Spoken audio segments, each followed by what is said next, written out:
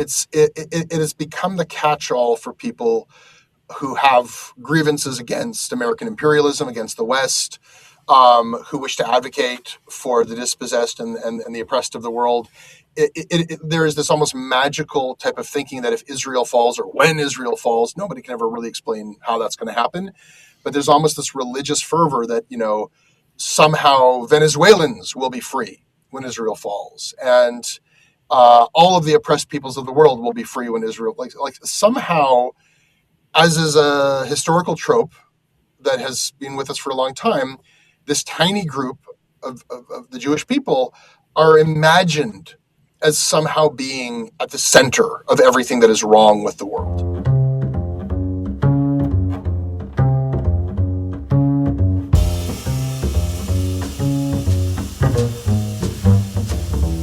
Welcome to the Podcast for Inquiry, brought to you by the Centre for Inquiry Canada, a national educational charity supporting your community for reason, compassion, and secular humanist values. You have answers, we have questions. I'm your host, Leslie Rosenblood, board member and secular chair for CFIC. Welcome.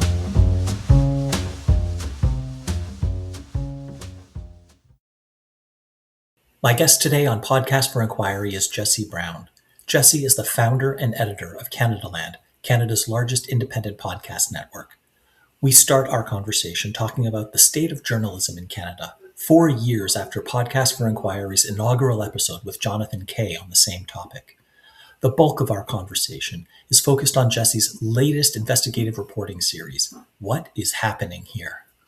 Jews in Canada are the targets of hate crime, radically disproportionate to their numbers in Canada, which has been the case for many years but made worse since the start of the Hamas-Israel war.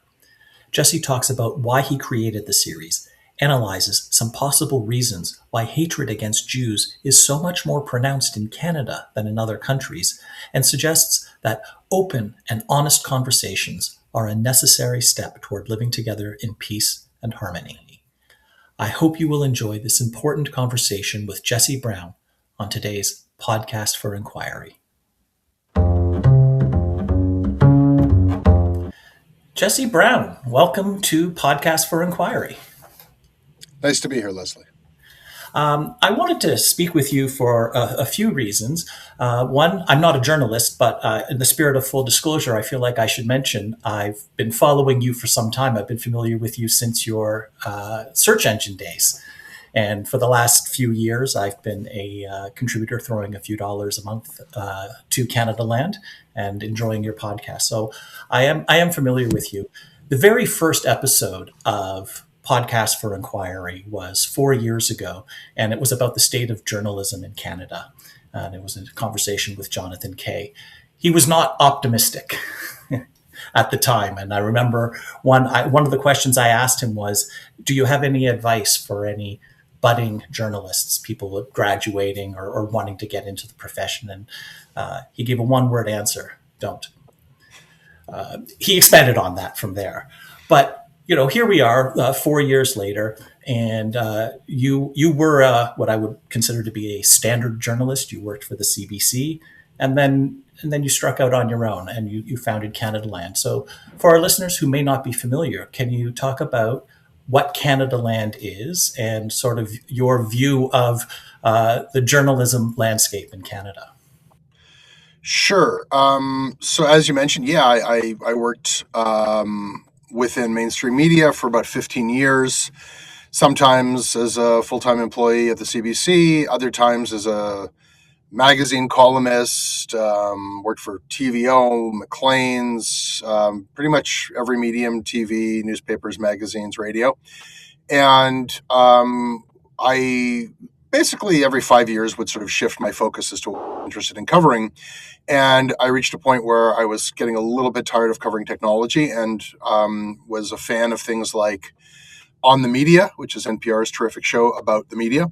But then it wasn't just journalism about the media. There was comedy about the media. There was, Jon Stewart was doing, critiques of cable news. That was very funny. There was David Carr in the New York Times doing analysis of the media in his famous media column. Gawker was doing sort of gossip about the media. I liked all of this stuff, and I noted that nobody was doing it in Canada. So I went to various, editors and producers and publishers that I knew, and I just pitched in every form available. Can I do a newspaper column about the media? And Canada will finally have a media critic. Can I do a show that analyzes the media for the CBC? And some people showed some initial interest, but in every case, it ultimately got killed. And I was given reasons for this that didn't quite satisfy me. Canadians don't care about Canadian media. Americans might care about how the sausage is made, but Canadians don't, or we're boring. Nobody really, it doesn't matter. And I knew so many things that were, kind of scandalous or weird or wrong about Canadian media that I was convinced that other people must find this interesting too. So yeah, like almost 13 years ago now, I started Canadaland just as like a podcast in which the original intent was I sit down with a different journalist, we drink, and we just talk shop the way that people talk when they're not on the air. And that was the original concept. It was just supposed to be something I do. I had no idea how to make money from it. And, just kind of tried it out. And very quickly, it was clear that I hit a nerve. The audience grew very quickly, and there was a very passionate audience. And even though the original concept was just to talk about the media, not to investigate it, and I was not an investigative reporter at that part of my career, people started bringing me stories. Like, you really need to expose what's going on in the media. And I thought, why not? And that, the first stories had to do with people like Peter Mansbridge and Rex Murphy accepting money from the oil industry and giving talks for the oil industry while reporting on the oil industry, or doing editorials in the oil industry, like clear conflict of interest stuff. And when I would do stories like that would break news, the audience would jump. And I sort of got addicted to actually investigating stories. It's really fun. And that led to the Jean Ghomeshi scandal, which, I actually turned Canadaland into a paid service right before that, and was able to get people like yourself, and thank you very much for following my work and for supporting it. Even before that big story went like kind of through the roof, it was clear that I had a going concern. There were enough people who were willing to cough up a few bucks a month that this wasn't just going to be my podcast that I do for free. It wasn't even going to be a part-time job. This was my new job. And very quickly it went from being my job to other people's jobs. And now there's 15 of us working here. Canadaland is, I think, the biggest independent podcast network. I mean, I almost would call it the biggest podcast network in Canada, depending on whether or not we consider the CBC a podcast network. So, we've built a real business, and we cover all sorts of things. And we do investigations, and we do regular commentary on the news and on politics. I work with an incredible team of people. We have, we've told stories from around the world. We have people across Canada. We've broken major news stories again and again, and it's just become a thrilling thing that has demanded of me that I become not just a podcaster and then an investigator and then a manager and a boss and a publisher, all these things. Well, then you asked me something else. Remind me. I've been talking so long I don't remember. What is the media landscape like in Canada? Well, I mean, 4 years ago when I spoke with Jonathan Kay, he was quite pessimistic about the state of the media, and particularly like the role of journalism or journalists in it for the country. And 4 years later, there's at least one example of a person. Canadaland had long been established at that point, but you've grown and. Thrive might be an exaggeration, but you've done well, and you've grown the media and coming in. You've hired people, and you've got staff. Are you an anomaly? Are you the only one, or is this something that's happening more broadly in Canada? Oh, we're an anomaly. I mean, this is like the last 13 years for Canadian media has been just destruction and devastation. There isn't an industry really. There's nominally still an industry. I'm not up to date on the number of jobs lost, but it's in the thousands. To John Kay's point that you would advise a journalist, a budding journalist, don't even bother. That makes every bit of sense from like a parental or guidance counselor standpoint. Any other discipline, okay, it's competitive. You've got other smart people trying to get the jobs, but at least there's a there. Like 100 people might vie for the same internship, and only one get it, and then find yourself with four other interns in another industry I'm talking about, and then of those four interns, there might be one job. This is an industry where there is no job at the end of that process. Like, well, there's lots of places that will take interns, but we don't have entry level across this industry. Established senior people are losing their jobs. It's if we're talking about the industry as it has existed, uh, even if you get there and get a job, you're the first one laid off when the inevitable layoffs happen. So yeah, it's miserable. That being said, I am a starry-eyed optimist, maybe because I have had this incredible good fortune, and I will use the word thrived. Like, it's been bumpy, it's chaotic, but we've only ever kind of gotten bigger in our audience and revenue and things like that. Canadaland has done well. There are a couple other examples out there, but it's very few and far between. So that probably biases my perspective on this. But my perspective is this: there is something eternal about the work that we do. People wake up every morning wanting to know what is going on in the world. People wake up every morning wanting to hear people talk about what's going on in the world, in the community they live in the industries that they work in. Like, we want human voices to parse this stuff and argue about it and inform us. I don't see that ever changing. I do see the mediums changing. A lot of people are like watching TikTok and things like that. Podcasts for me are a beautiful oasis where everything else is getting shorter and dumber and more shallow, and podcasts are in depth and they are expansive, sometimes too expansive. But people will listen to people talk for 30, 40, over an hour about a topic on a podcast. That is itself an anomaly. But I'm certainly not the only one practicing this medium. There's room for innovation and new voices, and the only thing is that it's not about going and trying to get a job. You have to be entrepreneurial if you want to actually make this your vocation. You have to be willing to build an audience and figure out ways to monetize that audience. So I think it's actually a very exciting time to enter journalism. It's just built for a different kind of journalist. And I want to note that some of your investigative series have made a big difference. My favorite of the ones that you've done was your investigation into the We Charity. And I found, I learned, I knew only what the standard impression of We Charity was prior to listening to your series, and learned just a tremendous amount. And that had a major impact. Like, We Charity was huge, and there were thousands, tens of thousands of people across Canada and the United States that would attend these We Charity events on a regular basis. And now it's perhaps not legally dead and gone, but it's pretty much just disappeared. And I think you had a lot to do with that. For better, depending on who you're talking to, they'll either celebrate or blame us for that. Thank you very much. I think that story was important for a bunch of reasons. I think it showed people a lot about the cronyism and the relationships that dictate how money moves in Ottawa. I think it had a lot to tell people about how corporations use charitable giving as marketing. I think it had a lot to tell us about loopholes in the lobbying system. There's right now a case with the Supreme Court that could change the way the Canadian law deals with the ethics commissioner, whereby right now, if the ethics commissioner comes out with the ruling, you can't appeal it, you can't say anything. They can just basically, what they say is just the way it is. That's being challenged. So in journalism, you try not to. It's a bad idea to get too obsessed with impacts. I'm gonna do a news story and then the world's going to change or the law is going to change, because you kind of are at risk of becoming an activist when our job is to stick to the facts and tell people what's going on.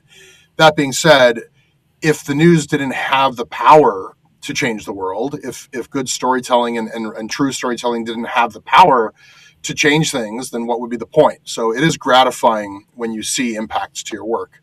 And yeah, I do think that story has had some pretty big reverberations. Yeah.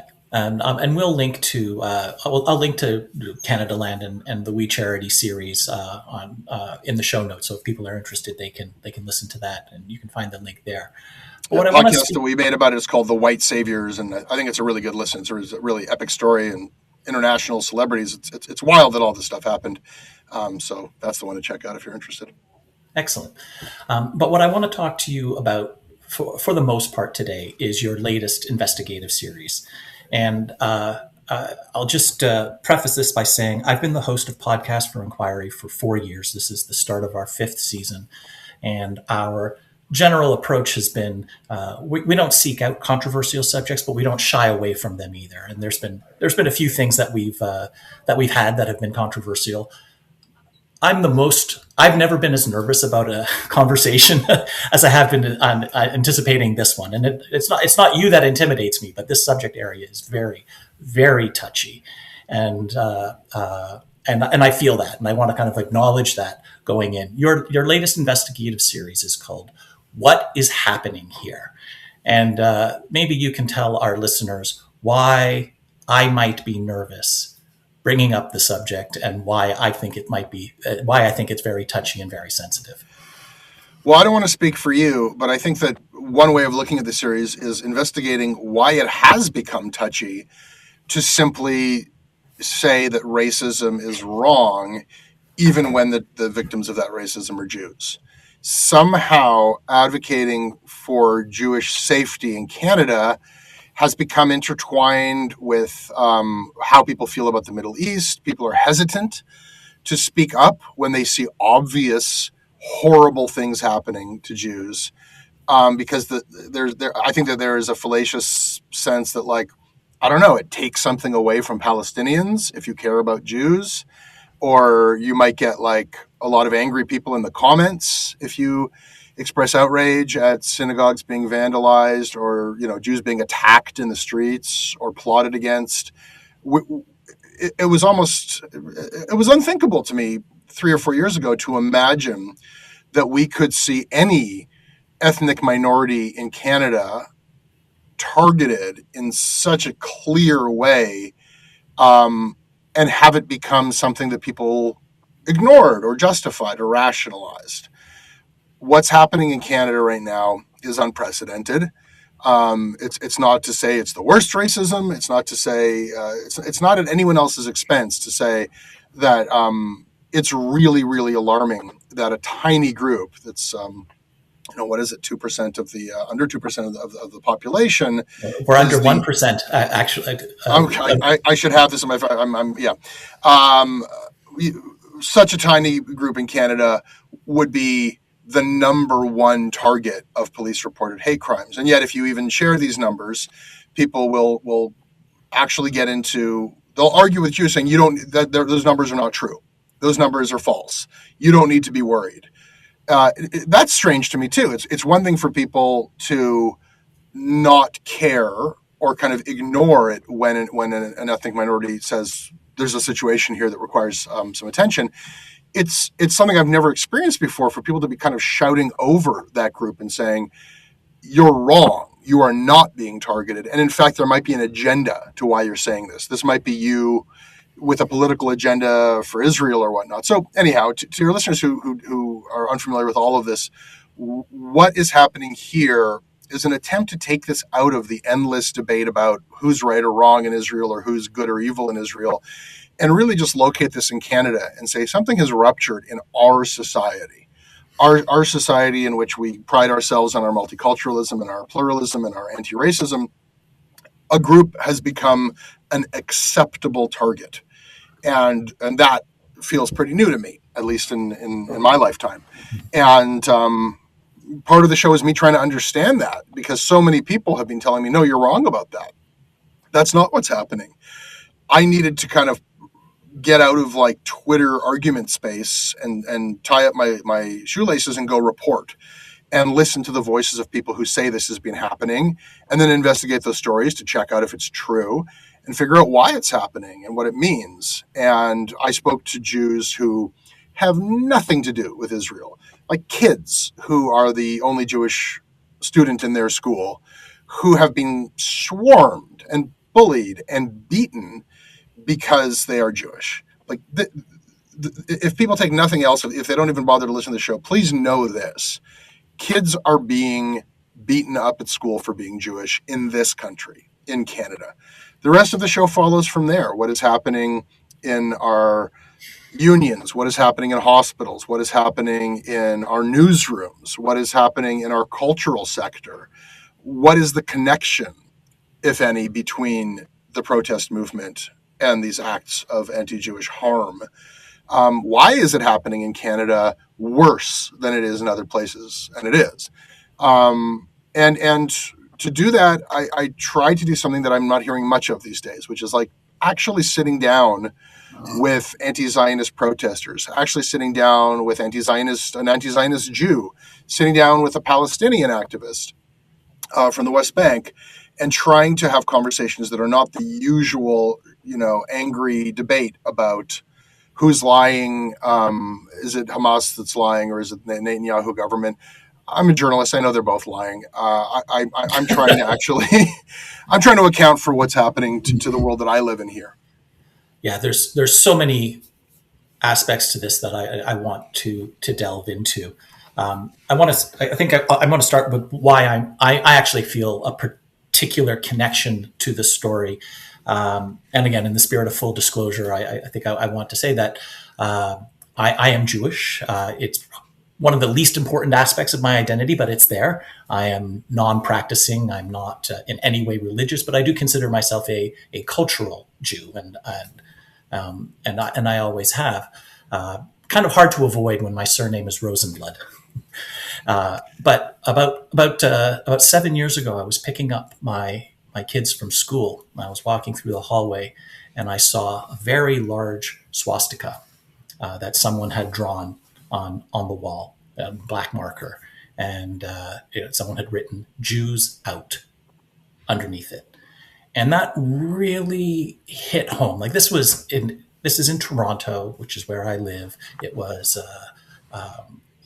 And it really hit home because I knew that whoever had done that, whoever had written that, wouldn't care, that my kids are kids that we don't go to synagogue, we're not practicing, we are, at best nominal Jews. Their names are Rosenblood as well, my children, and seeing that, now I have to make them aware.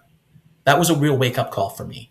That I have to make my children aware that they are Jewish, because that's how other people are going to view them, and they need to know that they may have to react to someone else's prejudice and hate. And I looked up a few statistics. Now, this is back in 2017. I'm sorry, I'm going on a little bit longer than I normally do. No, it's really interesting what you're saying. Context. Yeah. So, something that I already knew, listening to what is happening here, is that Jews are disproportionately the subject of hate crimes in Canada. If we go back to 2017, which is what I looked up after this incident, I found that Jews were the target of I think it was just under half of all reported hate crimes in Canada that year. And and the population of Jews at the time was slightly over 1%. Now population of Jews is slightly under 1%. And I just wanted to compare because I knew that there's a lot of anti-Muslim bigotry as well in this nation. So I wanted to compare about that. And the hate crimes against Muslims was just under 17% of all reported crimes, hate crimes. And Muslims make up at the time just over 3% of the population. So like vastly disproportionate hate crimes against Muslims, but that itself is dwarfed by the hate crimes against Jews. And I thought like that was very disturbing. And then but what I didn't know, and what I learned from your podcast series, is that it's far worse in Canada than it is elsewhere. I just assumed that's the way it was in like Western democracies, and so like I really want to know like why, like what makes Canada different. Like anti-Semitism or hatred or discrimination, bigotry against Jews is a through line throughout history and around the world, and it seemed to be a lot better for a few decades in certain countries. What makes Canada stand out in this not very flattering way. I'll offer some thoughts on it, and this is something that really spend hours in the series itself exploring in depth. If people are interested, I would encourage them to listen to the show. But what I look at are the kind of working theories for this. And some people are out there saying that it has to do with woke ideology and Justin Trudeau taking on this, like, oh, we're a post-national state and there are no core Canadian values, or it's about the spread But of how does that connect to? I mean, I understand that. I've heard this argument about how terrible woke Justin Trudeau was, but help me out here, Jesse. I'm just trying to understand, how does that connect to bigotry against Jews? I don't fully buy the argument. There are aspects of it that I'm actually more persuaded by than I was before, but I'll represent my understanding of the argument. Sure, just help me understand the connection between the two. Yeah. Yeah, I'll maybe to be like I'll present what I think is true about it. We have opened up our doors to an unprecedented amount of immigration of Muslims into Canada. Justin Trudeau famously brought in tens of thousands of Syrians and greeted them at the airport. I had family who fled, as most Jews do, the Holocaust, before, during, and after, different parts of my family. It was incredibly hard. Canada's doors were closed for most of those periods. It was openly racist. It was not like now where you'd find the Prime Minister greeting people. Yeah. None is too many was essentially None is too many. Yeah. the policy at the time. I see it as a moral responsibility as a Canadian Jew to be very open-minded about immigration. That one of the things that I love about this country is that to the extent that we open ourselves to those who need a safe refuge, we need people within Canada pushing for our government to do that. And my feeling growing up in a multicultural city, the most multicultural city in the world, Toronto, amongst Muslims and Muslim friends and colleagues, is that it works great, and it's the thing I'm most proud about Canada for. Okay, having said that, Syria is a country where Jew hatred is taught to children, right? There are Muslim countries where children are taught to hate Jews, and the argument, as I understand it, is that go ahead and bring people in who need to come in. However, when you get here, if what you are taught is that Canada is a guilty colonizer that dispossessed Indigenous peoples and has blood on its hands, and is part of a European structure of white supremacy and dominance, and that the only thing to know about the country that you are now living in is that guilt. I think that makes it difficult for people. First of all, I think it makes it difficult for people to succeed in Canada. I don't think that's a great attitude to have about your adopted country or the country where you're born, as a first generation or second generation immigrant. But what it does, especially in an environment where it's not the same thing as my grandfather growing up in a kind of Jewish ghetto in the heart of the city, where assimilation and coexistence were kind of thrust upon everyone. But, kind of a fractured, siloed suburban atmosphere where people live in ethnic enclaves where they don't talk to one another anymore. You're creating situations where people don't feel much fealty or connection to Canada. Now, I would add to that argument, because that argument, a lot of it comes from the right. I would add to that aspects that come from the left, which is immigration is successful and people feel fealty to Canada when there's an opportunity to succeed in Canada, when they are legitimately welcomed into Canada, when there are social services, when it is possible for people to have access to Canadian institutions. And when you bring in more people in the system to sustain, and you don't have adequate housing, and you don't have programming for, I don't want to say assimilation, but naturalization, then you kind of like layer on aspects that allow people, like, one thing that is true about anti-Semitism throughout history and especially now is most of the people who hate us have never met us. It's not a type of racism that is born out of like daily conflict between groups, where people are dealing with Jews every day and finding them disrespectful or in some way. It's really about what people are told and taught about Jews. So why Canada? I'll talk a bit more about that. That's sort of me summarizing one of the points of view. Um, we have it's compatible with what I was just saying. That kind of conception of Canada as a colonizer, which we remind people about with these fairly asinine land acknowledgements. This concept of anti-racism is something we absolutely need to take on, systemic racism. But what I found is that, for all the reasons that I have participated as an employer in things like tracking diversity statistics, we can't deal with the fact that there's underrepresentation of marginalized groups if we don't actually know how many members of these groups there are in institutions, and actually say, like, look, unconscious bias is a thing, systemic racism is a thing.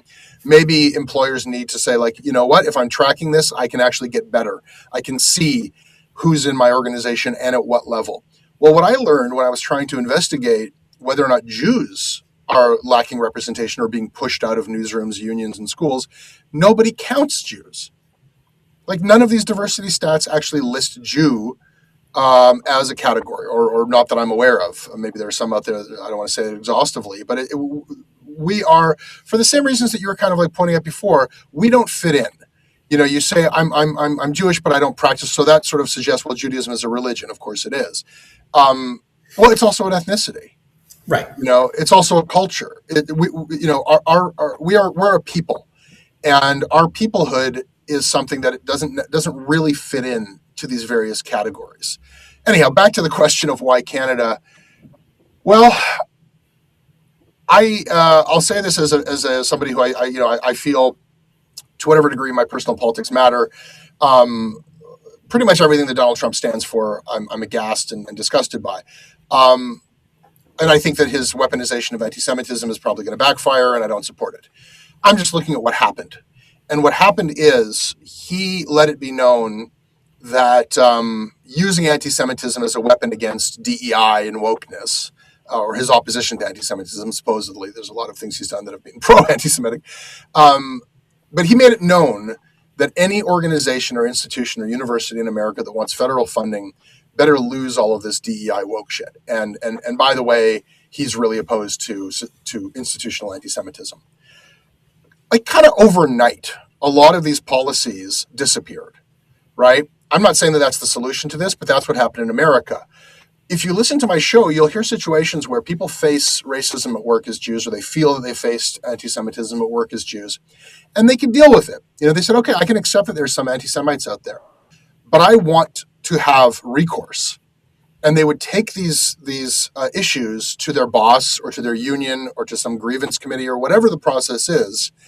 And that's where the real problems start, because they realized only at that point, and for many of us, it's the first time in our lives that we faced anti-Semitism, they were told, we don't know how to deal with this, or we don't even agree that it's not even about, we don't agree that it's anti-Semitism. We're not going to provide you a forum in which you can even argue that. You're not even going to have the same access to processes to stand before your employer or your union and say, like, I believe I've been this. So if I say, I just want to make sure I understand what you're saying here, Jesse. If I went to an employer and I said, I'm being discriminated against because I'm gay, or I'm being discriminated against because I'm in a wheelchair, or I'm being discriminated against because I'm a Sikh. All of these things, there are processes that'll be investigated, and if there is discrimination, there'll be some form of remediation and possibly punishment of offenders, etc. Like, there's a process. But if I go to my employer and say, I'm being discriminated against because I'm Jewish, there's just nothing. There's a void there. That was the case in stories that I investigated, and specifically Ted Rosenberg, a doctor at UBC, had, colleagues online saying things that he felt crossed the line. Maybe they did and maybe they didn't. But when he went to the diversity committees and to the mechanisms to the dean, he was told, like, well, if you feel like you've been harassed, we have a harassment policy.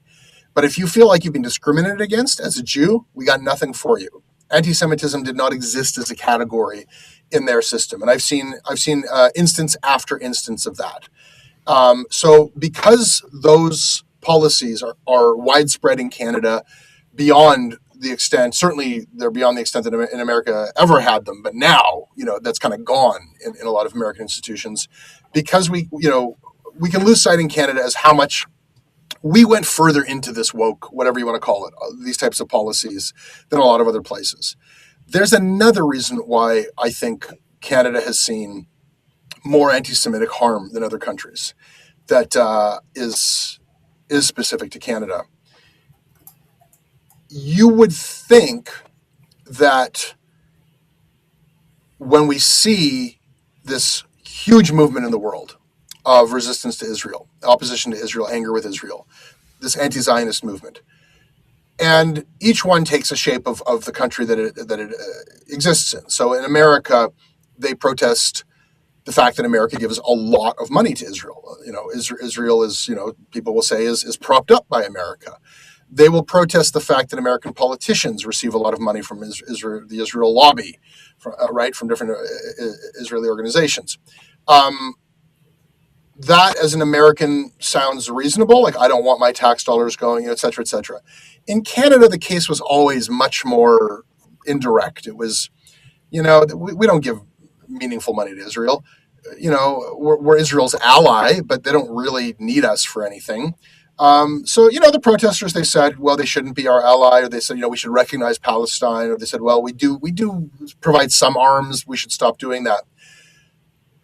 Canada basically gave the protesters everything they want. We have recognized, our Prime Minister has recognized the Palestinian state. The Palestinian flag has flown city halls across the country, cut off arms to Israel.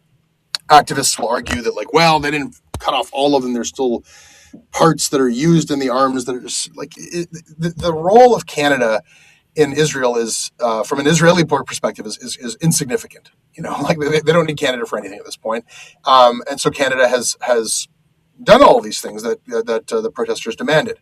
You might think that would mean that the protest movement might calm down, or maybe it would shift its focus to directly protesting Israel, because there's not much left to protest in Canada. Instead, the protest movement in Canada, more so than the anti-Zionist protest movement in other countries, has shifted its focus to Jewish individuals and to Jews living in Canada. So why is the biggest enemy of the anti-Zionist movement in Canada Heather Reisman? Who's Heather Reisman? Just in case someone that's not a name that's familiar to everybody.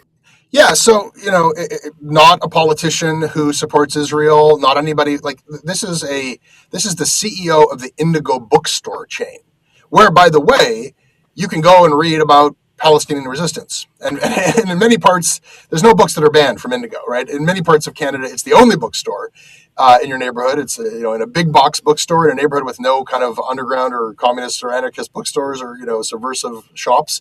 You can go fully stocked sections on the resistance. Why Heather Reisman? So why are we going after? Why is this the face and the name? I think more so than any other that the anti-Zionists in Canada have targeted. Well, she's Jewish, and she has a foundation that gives money to an organization called HESEG. And HESEG gives scholarships to Israelis after they've completed their military service. And there's a specific kind of Israeli who doesn't have a family in Israel that it's meant for. That feels to me like a very indirect form of Zionism, right? Like that you really have to do some mental gymnastics to connect that to harms to Palestinians. And activists will say, no, this is providing an incentive. This is why people, murderous Canadians join the Israeli army because they know that there's a scholarship. If you actually dig into it, nobody is moving to Israel and joining the army because of the possibility that they might get one of these scholarships on the it's a fiction. That seems remote. That It's seems a stretch. incredibly remote. But what's happened is the and what I learned through investigating this is that the anti-Zionist cause is a phenomenon that has its own logic and its own momentum that is not about specifically advocating for Palestinians. It has become the catch-all for people who have grievances against American imperialism, against the West, who wish to advocate for the dispossessed and the oppressed of the world. There is this almost magical type of thinking that if Israel falls or when Israel falls, nobody can ever really explain how that's going to happen. But there's almost this religious fervor that, somehow Venezuelans will be free when Israel falls. And all of the oppressed peoples of the world will be free when Israel, like somehow, as is a historical trope that has been with us for a long time, this tiny group of the Jewish people are imagined as somehow being at the center of everything that is wrong with the world. And so in Canada, why is it worse here? I would say that because the government here has essentially moved the bullseye away from themselves. Like there's really no point. It's sort of empty to go after Mark Carney as the big enemy of the Palestinians. It doesn't make much sense, and it's not very gratifying or fun. What we've seen instead is an endless witch hunt for those who are complicit. Who is complicit in Canada? Let's find them. So we see things happening in Canada that don't happen anywhere else. We see protesters going into Jewish neighborhoods. We see protesters like building these absurd conspiracy theories to try to link everyday people. So it's not, we kind of move from this thing of like, well, who's responsible? It's not the Jews, it's Israel, and even within Israel, let's not blame all Israelis. Let's blame the government and maybe the military itself. Well, the opposite is what's happening in Canada. Not only is there no such thing as an innocent Israeli, but anyone who's remotely connected. And so it's been argued to me that any building where the Israeli flag is present is a legitimate target. Now, what buildings fly the Israeli flag? Every single synagogue. So there is a permission structure by which in Canada we are watching every Jew get captured under this umbrella category of fair target. For what? The protesters would say, well, for protest and debate and criticism. This itself is a lie, right? I think you have no right to live and should die or kill yourself is not criticism. That's not criticism.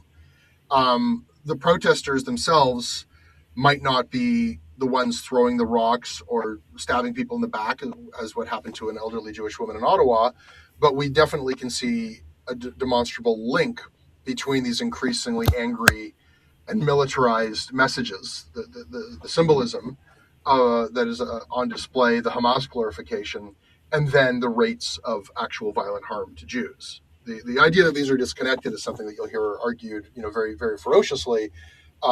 But all data, all research points to the opposite. That when you whip people up into a frenzy against an identifiable group, or against symbols that are connected to that identifiable group, yes, that identifiable group will be targeted by lone wolves, let's say, who turn out not to be so lone. But there is definitely a connection between those things. So I can imagine a counter argument to what you're saying here, Jesse, and that is, yes, there was somebody stabbed in Ottawa, which is horrible, and people are being harassed, and that shouldn't happen. So acknowledging everything that you've said, but are you making too much of a big deal about this? Like I can think of the mosque shooting in 2017, where there were 6 people killed and another, I think, half dozen or so grievously wounded. There was the van attack in 4 years ago, I think it was, in 2021 in London, where 4 members of a single family were killed. Both of those weren't random tragedies. These were targeted attacks, and the reason that these people were targeted is because they were Muslims. This was not like this was it was very clear in these instances. These are people that have been killed not for anything that they said, not for anything they did, simply because they were Muslim. So is it terrible that a Jew was stabbed for being Jewish in Ottawa? Yes, but the scale of what is happening is smaller to this community than to what is happening in the last few years to different ones. Are you making too much of a big deal about this, Jesse? And how would you address that accusation or I would that say question? I would say that that is not a counter argument. That is a compatible argument because it is true that at this point in time, thank God, no Jew has been killed in Canada for these reasons, the way that Muslims have in Canada. Thank God we haven't had a Bondi Beach attack yet. Yeah, Thank yeah, God we haven't had the Manchester attacks yet, or the attacks that we saw in Boulder, Colorado. Jews are being killed. They have not been killed in Canada yet. It has been tried. There have been 7 attempts at mass murdering Jews. really. And there have been 7. There Wow. was there were kids arrested. They had the bomb who were planning to bomb a rally in Ottawa shortly after October 7th. There were the Aldidis, this ISIS-connected father and son. They were brandishing a machete and an axe and making a video and planning a mass casualty event. For some reason, the police withheld for months that it was targeted at Jews, but then an MP came out with that information. There was somebody else who was planning to put explosives in every synagogue.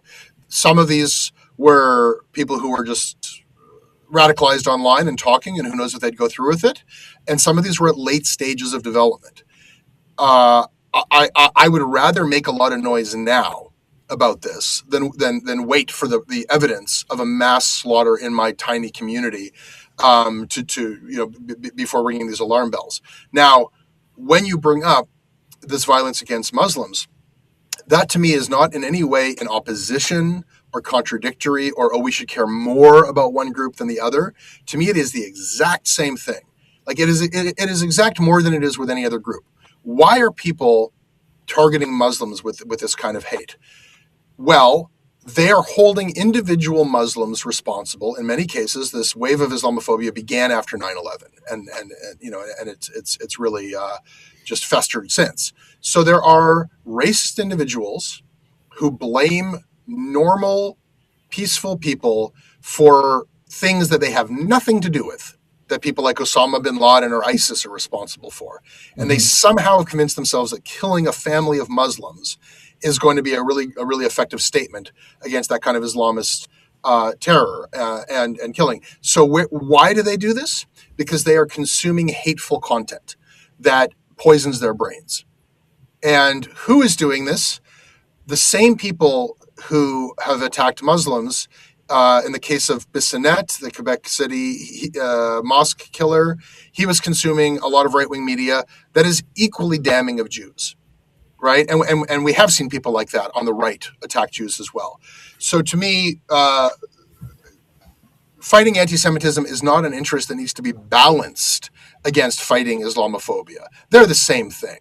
The only difference is that we've gotten into this moral confusion because it's not just the right who are targeting Jews. It's this horseshoe theory thing where the left is actually involved in, to varying degrees. Higher up on the horseshoe, well, it's angry messages about Israel, and then the further down you go into it, it does end up being anti-Jewish statements and anti-Jewish harm and violence. So to me, it's the same fight. I know that's interesting, and something that I noted that I've listened when I'm on your shows. I don't think I've ever heard you venture an opinion or make a comment about Hamas or Israel or Fatah or any of the events that are actually happening in the region. I don't know what your thoughts are on any of that. Your commentary has been focused on the reaction here, in Canada to events that are happening over there, and that must be a challenge sometimes to maintain, because you're pretty opinionated on a lot of things. I am. I made some decisions early on. I don't think it's true to say that I've never said anything or opined at all. But I remember right after October 7th, I was speaking with Emily Nicolas on one of our shows, and I said, look, I'm not an expert on Middle East affairs, and more importantly, I don't know what's going to work there. I don't really have anything to advocate for that I think this is the solution.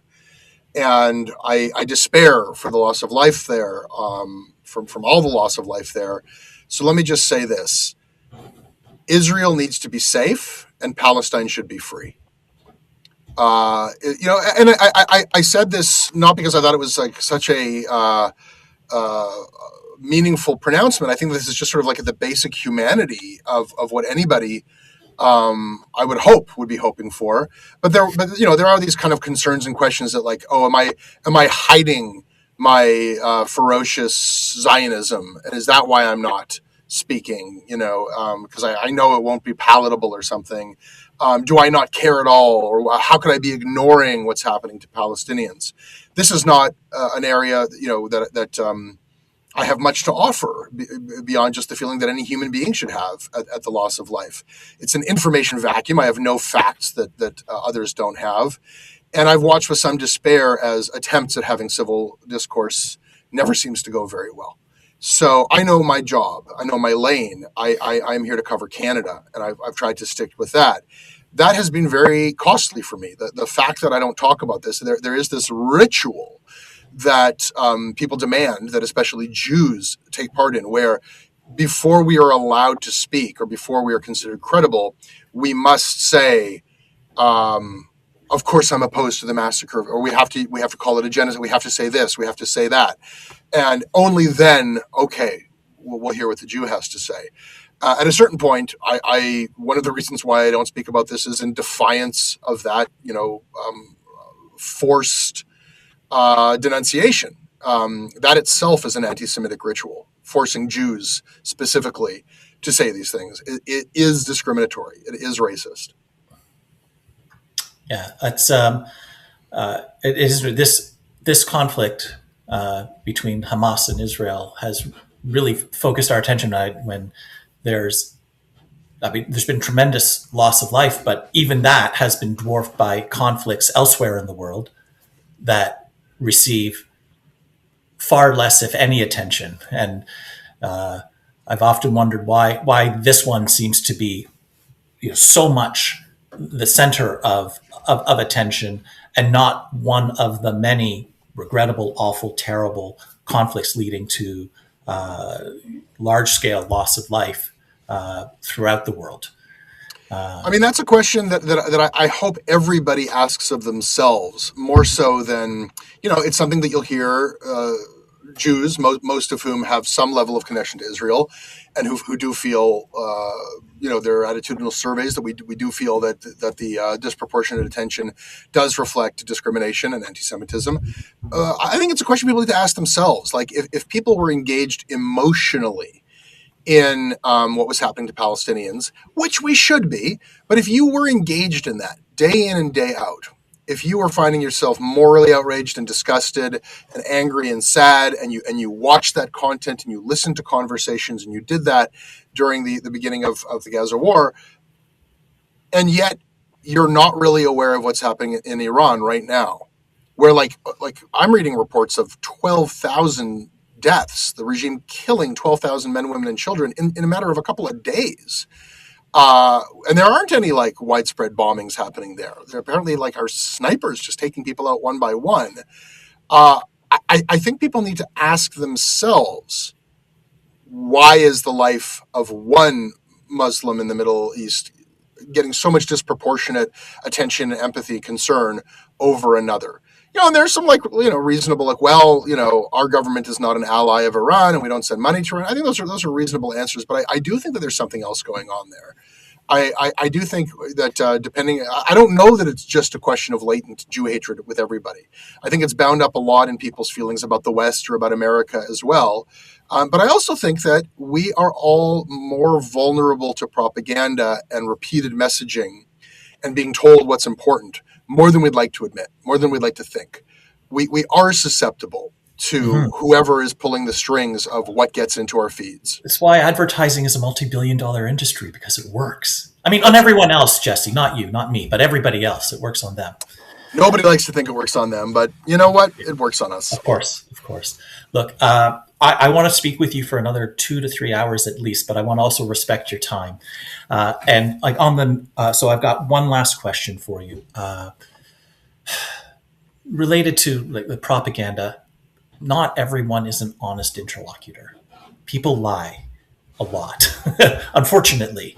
Mm-hmm. And sometimes it's even hard to know what's going on in Israel or in the Gaza Strip, because what people are saying is going on, it bears little, if any, relation to reality. Focusing not on what's happening there, but on your series and in the people that you interviewed, do you think the folks that you spoke with, the people that are featured on the What is Happening Here series, were being honest with you and engaging in the conversation with you in good faith? I think it's going to depend on who you're talking about. Yeah, of course.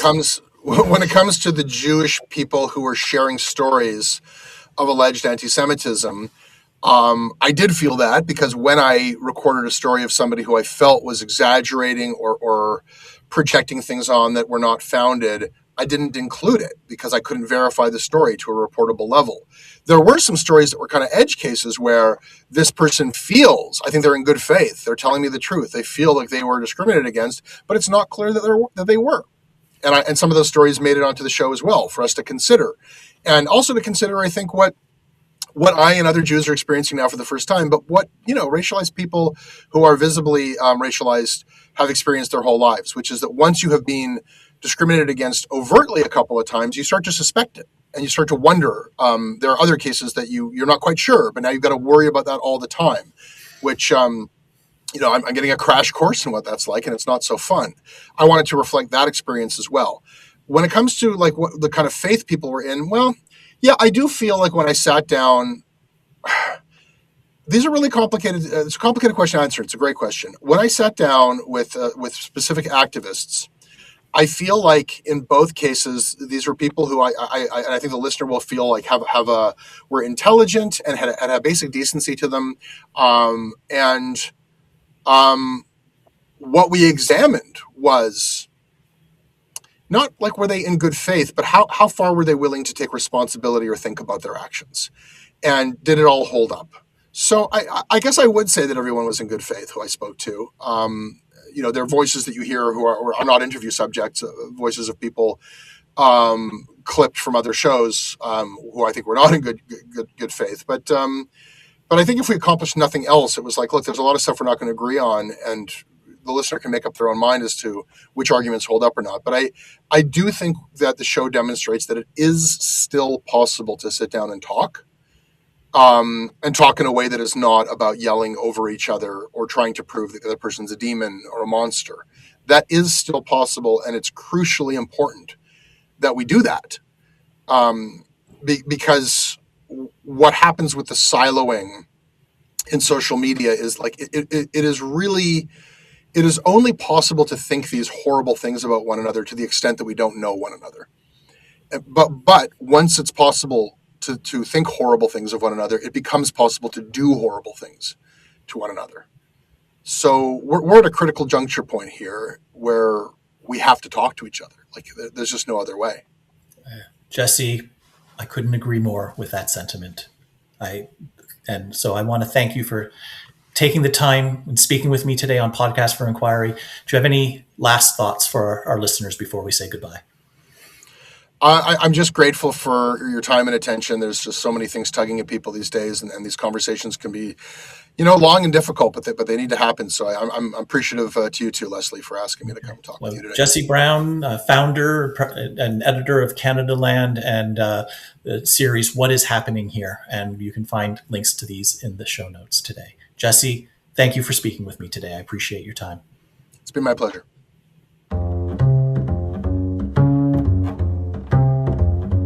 If you enjoyed today's podcast, please consider giving us a 5-star review and showing your support at patreon.com/podcastforinquiry. Email us podcast@centerforinquiry.ca. We'd love to hear your perspective. The Podcast for Inquiry is brought to you by the Centre for Inquiry Canada. We are a national educational charity supporting reason, compassion, and secular values. Help us support rational discourse and evidence-based decision-making by becoming a member at centerforinquiry.ca/join. CFIC is on the web, on Facebook, and you can follow us on Blue Sky at CFI Canada. Podcast for Inquiry is produced and edited by Zach Dumont and Martin Zielinski. Music by Anthony Lazaro.